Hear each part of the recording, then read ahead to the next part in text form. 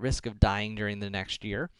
An insurance company charges $275 for a life insurance policy that pays a $100,000 death benefit. In other words, it pays that if the person dies during the year. Otherwise, they just get their $275 and the person doesn't get anything.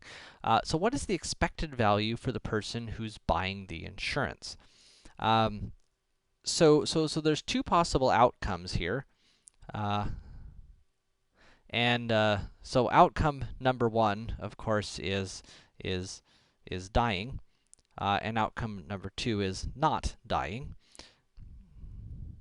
And each of those has an associated probability.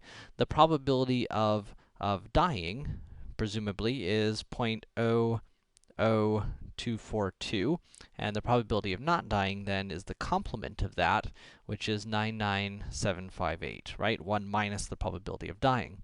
And then the value of the outcome, well, the value of dying, and I know we're purely talking monetary values here, of course, not emotional values or life value, purely monetary.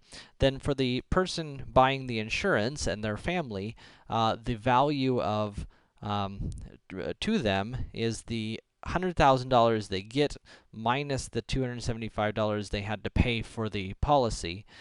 So they have a positive net benefit of $99,725.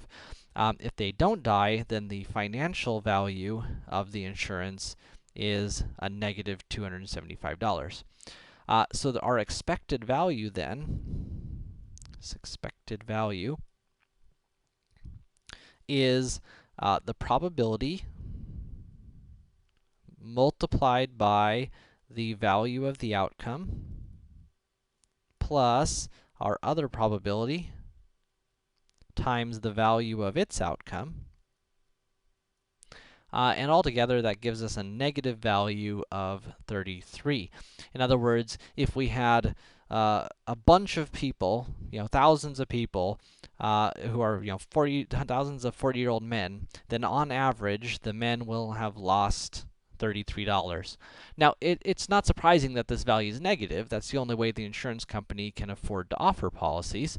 I mean, that $33 on average is what's paying for their expenses, and profits and everything else that goes into a business, for the agents and everything else. And really, the reason that they can afford to pay out that occasional $100,000 benefit is because of all the people who don't die who balance it out. So even though this has a negative expected value